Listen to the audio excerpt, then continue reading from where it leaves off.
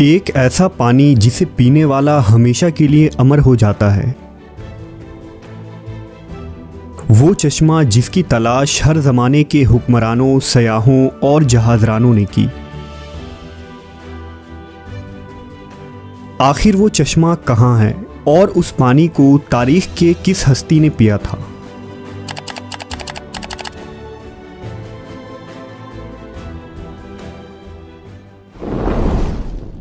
कदीम ज़माने से ही मुहक्किकीन और सयाहों का ये मानना था कि ज़मीन पर कहीं किसी मकाम पर एक ऐसा चश्मा भी मौजूद है जिसके पानी में सभी बीमारियों को ठीक करने के साथ साथ जिस्म को अमर बनाने की क़ुव्वत मौजूद है। दुनिया के अलग अलग तहज़ीबों और इलाक़ों में आब हयात यानी फाउंटेन ऑफ यूथ नामी इस चश्मे का ज़िक्र मिलता है।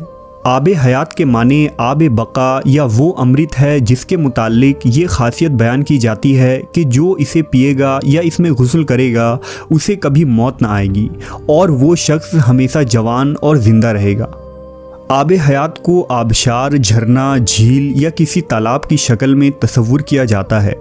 शुरुआत से ही दुनिया में कुछ ऐसे लोग रहे हैं जो काफ़ी अमीर और ताकतवर थे।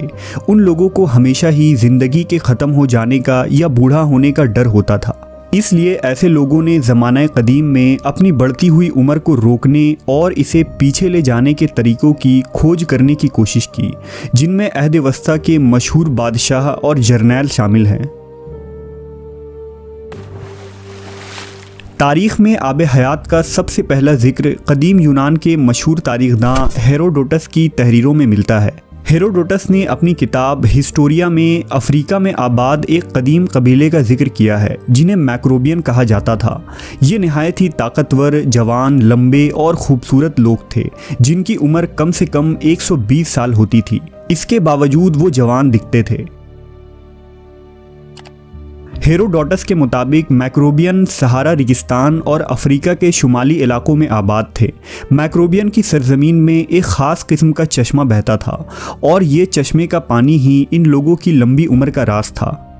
हेरोडोटस ने लिखा है कि यूनान का बादशाह जब मैक्रोबियन की सरजमीन में पहुंचा तो उन लोगों ने बादशाह को वो चश्मा दिखाया जिसमें नहाने के बाद बादशाह का जिस्म निहायत ही चमकदार और चिकना हो गया और उसके जिस्म से ख़ास किस्म की खुशबू आने लगी। इस चश्मे का पानी इतना कमज़ोर था कि इसमें कोई चीज़ न तैर सकती थी, न लकड़ी और ना ही कोई हल्की चीज़। हेरोडोटस लिखता है कि शायद मैक्रोबियन की लंबी उम्र की वजह इस चश्मे के पानी का मुसलसल इस्तेमाल है। आब हयात का जिक्र इस्लामी किताबों में भी मौजूद है और इसके मुताल्लिक कई रिवायात नकल की गई हैं। लिहाजा आब हयात और ज़ुल्करनैन के मुताल्लिक इमाम ज़ैनुल आबिदीन ने एक तवील किस्सा बयान किया है जिसके मुताबिक ज़ुल्करनैन जो अल्लाह के एक नेक बंदे और बादशाह थे, फरिश्तों में से एक फ़रिश्ता उनका दोस्त था जिसका नाम रफ़ाइल था और वो आपसे मुलाकात करता था। एक दफ़ा हज़रत ज़ुल्करनैन ने रफ़ाइल से कहा कि आप आसमान में अपनी इबादत की कैफियत को बताइए। इस पर रफ़ाइल रो पड़े और कहा कि आसमान में ऐसे फ़रिश्ते हैं जो हमेशा हालत क़याम में रहते हैं, कभी बैठते नहीं, और कुछ हालत सजदा में रहते हैं जो कभी सर नहीं उठाते और कहते हैं कि ए परवरदिगार, हमने तेरी इबादत का हक़ अदा नहीं किया। ये सुनकर ज़ुल्करनैन रो पड़े और कहा कि ए रफ़ाइल, मेरी ख्वाहिश है कि मुझे लंबी उम्र मिले ताकि मैं इसे अपनी रब की इताअत व इबादत में लगाऊं। इस पर रफ़ाइल ने कहा कि अल्लाह ने एक चश्मा पैदा किया है जिसका नाम आब बका या आब हयात है। जिसने भी उस चश्मे का पानी पी लिया उसे कभी मौत नहीं आएगी, यहाँ तक कि वो खुद अल्लाह से अपनी मौत ना मांगे। ज़ुल्करनैन ने पूछा, क्या आप उस जगह को जानते हैं? उसने कहा, नहीं, लेकिन वो चश्मा ऐसी तारीक अंधेरी वादी में है जिस पर से कभी किसी इंसान और जिन का गुजर नहीं हुआ है। चुनांचा ज़ुल्करनैन ने तमाम सालेहीन और उलमा को अपने दरबार में जमा किया और उनसे आब हयात के मुताल्लिक दरियाफ़्त किया। तमाम लोगों ने कहा कि हमें ऐसे किसी चश्मे के बारे में इल्म नहीं है। अलबत्ता एक आलिम ने ज़ुल्करनैन से कहा कि मैंने आदम की वसीयत में उन वादियों के बारे में पढ़ा है और ये भी सुना है कि साम बिन नूह की औलादों में से एक शख्स पैदा होगा जो उस चश्मे का पानी पिएगा और वो चश्मा उसी मकाम पर है जहाँ सूरज गुरूब होता है। लिहाजा हज़रत जुल्करनैन ने सामान सफ़र दुरुस्त किया और चश्मे की तलाश में निकल पड़े। हज़रत जुल्करनैन ने इस सफ़र में अपने वज़ीर को भी साथ ले लिया था, जिनका नाम हज़रत खिज़र अलैहिस्सलाम था और आप जुल्करनैन के खालाजाद भाई थे। जुल्करनैन अपनी लश्कर के साथ मुसलसल 12 बरसों तक यूं ही मगरिब की तरफ सफ़र करते रहे और एक तवील सफ़र तय करने के बाद आखिरकार ये लोग उस वादी के किनारे पहुंच गए। जुल्करनैन ने अपने लश्कर से 6000 काबिल तरीन सिपाहियों को लेकर उस अंधेरे वादी में दाखिल हुए, जिनमें खिज़र अलैहिस्सलाम भी थे। उस वादी में दाखिल होते ही अचानक तूफ़ान आ गया और ज़ोरदार बिजलियां चमकने लगी। जुल्करनैन का लश्कर बिखर गया और कुछ देर बाद जब तूफ़ान थमा तो हज़रत जुल्करनैन दाहिनी तरफ जा पहुँचे, जबकि खिज़र अलैहिस्सलाम बाएं जानिब चले गए। खिज़र अलैहिस्सलाम इस तारीक राह में भटकते हुए चश्मे हयात तक जा पहुँचे। आपको शदीद प्यास लगी थी, लिहाजा आपने उस चश्मे का पानी पिया, उसमें गुस्ल किया और उस पानी से वज़ू बनाया। ये चश्मा दूध से ज़्यादा सफ़ेद और शहद से ज़्यादा मीठा था। वहीं जुल्करनैन उन तारीक वादियों से गुजरकर बाहर निकल गए, लेकिन उन्हें वो चश्मा नहीं मिला, क्योंकि आब हयात जुल्करनैन के मुकद्दर में नहीं था, जबकि उस पानी को पीने की वजह से हज़रत खिज़र को हयात जावेदानी हासिल हुई और आप हमेशा ज़िंदा रहेंगे। द अलेक्जेंडर रोमांस नामी फ़ारसी तसनीफ़, जो दुनिया के सबसे बड़ी सल्तनत कायम करने वाला बादशाह सिकंदर आज़म के सफ़र के मुताल्लिक़ लिखी गई है, उन तहरीरों में भी आब हयात का जिक्र मिलता है, जिसमें बताया गया है कि सिकंदर आज़म अपने सिपाहियों के साथ चश्मा हयात की तलाश में निकला था और लंबे सफ़र के दौरान वो उस तारीक सरज़मीन के करीब जा पहुँचा था। कहते हैं कि जब सिकंदर अपने सिपाहियों के साथ उस तारीक वादी में पहुंचा तो उसे एक नदी मिली। उसने उस नदी के किनारे पड़ाव डाला और उसने खाने के लिए मछलियां और परिंदों को पकड़ा, लेकिन जब सिपाहियों ने उन परिंदों को उस नदी के पानी से धोया तो वो दोबारा जी उठे और वहां से उड़ गए।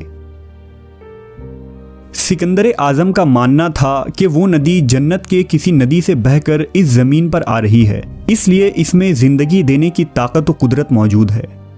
उस पानी को सिकंदर ने पिया या नहीं और वो सरज़मीन कौन सी थी, इसके मुतालिक तारीख खामोश नज़र आती है। अगर गौर करें तो इसी तरह का वाक़या हज़रत मूसा अलैहिस्सलाम के मुतालिक कुरान मजीद में मौजूद है, जिसमें आब हयात की तरफ इशारा किया गया है। वाक़या कुछ यूँ है कि मूसा अलैहिस्सलाम एक दफ़ा बनी इसराइल में खुतबा दे रहे थे, तो एक शख्स ने पूछा कि लोगों में सबसे ज़्यादा इल्म किसके पास है। हज़रत मूसा ने जवाब दिया कि मेरे पास। इस पर अल्लाह ने हज़रत मूसा की तरफ वही की कि आपको मेरे बंदों में से एक बंदा 2 दरियाओं के मिलने के मकाम पर मिलेगा, जिसे मैंने अपने उलूम में से एक इल्म अता किया है जो आपके पास नहीं है।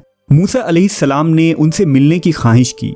अल्लाह ने हुक्म दिया कि अपने साथ एक मुर्दार मछली को लीजिए और 2 दरियाओं के मिलने के जगह पर जाइए, और जहां वो मछली गुम हो जाए वहीं आपकी मुलाकात उस बंदे से होगी। लिहाजा मूसा अलैहिस्सलाम ने अपने एक खादिम को साथ लिया और नमक लगे हुए एक मछली को जंबील में रखकर सफ़र पर निकल पड़े। जब वो चट्टानी इलाकों में पहुंचे तो उस जंबील को एक चट्टान के ऊपर रखा तो अचानक वो मछली जिंदा हो गई और झरने के एक रास्ते के जरिया नदी में चली गई। जिस मकाम पर वो मछली गुम हुई उसी मकाम पर मूसा अलैहिस्सलाम की मुलाकात उस बंदे से हुई जिनका नाम खिज़र अलैहिस्सलाम था। अब सवाल ये है कि वो मछली जो मुर्दा थी वो ज़िंदा होकर उस दरिया में कैसे चली गई। लिहाजा इमाम इब्न कसीर और तबरी जैसे जलीलुल कदर मुफस्सरीन का कौल है कि जिस चट्टान पर मूसा अलैहिस्सलाम ने उस मछली को रखा था उसके नीचे आब हयात का चश्मा था और उसी पानी के छींटों के पड़ने की वजह से मछली ज़िंदा हो गई थी।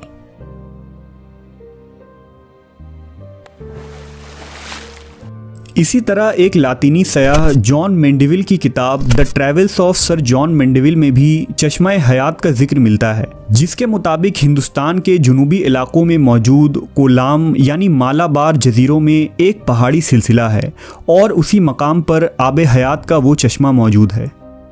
अपनी तसनीफ़ में जॉन मेंडेविल ने लिखा है कि सफ़र के दौरान जब वो कोलाम के इलाकों में पहुँचे तो वहाँ उन्हें एक ऐसा कुआं मिला था जिसमें मुख्तलिफ़ मसालों की खुशबू आती थी और ये खुशबू हर घंटे बदल जाती थी। मकामी लोगों के मुताबिक इस कुएं के पानी से बीमारियाँ ठीक होती थीं और इसका पानी पीते रहने से इंसान बहुत लंबे वक्त तक जवान बना रहता था, जिसे वेल ऑफ यूथ कहा जाता था। 11वीं सदी में आबे हयात की कहानियाँ फिर से तब मशहूर हुई जब साल 1165 ईस्वी में प्रेस्टन जॉन ने बाज़नतीनी बादशाह को एक ख़त लिखा जिसमें उन्होंने अफ्रीका के एक इलाके का जिक्र किया था। उनके मुताबिक इथोपिया के करीब एक वाटर ऑफ फाउंटेन यानी चश्मा था जिसके पानी में ये खासियत थी कि उसमें नहाने वाले शख्स की उम्र 30 की हो जाती थी, ख्वाह वो कितना ही बूढ़ा क्यों ना हो। चश्मा हयात का जिक्र इंजील के किताब यूहन्ना में भी मिलता है। यूहन्ना के मुताबिक फिर उसने मुझे बल्लौर की तरह चमकता हुआ आबे हयात का एक दरिया दिखाया जो खुदा के तख्त से निकलकर उस शहर के दरमियान में बहता था और उस दरिया के पार जिंदगी का दरख्त था। किताब यूहन्ना के मुताबिक जो शख्स भी आबे हयात के उस चश्मे में दाखिल होगा उसके जिस्म में मौजूद हर तकलीफ़ और हर ज़ख्म ठीक हो जाएगा। जबकि एक नज़रिया ये है कि आबे हयात ज़ेर ज़मीन यानी अंडरग्राउंड दुनिया में मौजूद है। कई सयाहों ने ज़ेर ज़मीन दुनिया को खोजने के दावे भी किए हैं, लिहाजा मुमकिन है कि आबे हयात ज़मीन के अंदर किसी मकाम पर मौजूद हो और ता क़यामत उसे इंसानी नज़रों से छुपा दिया गया हो।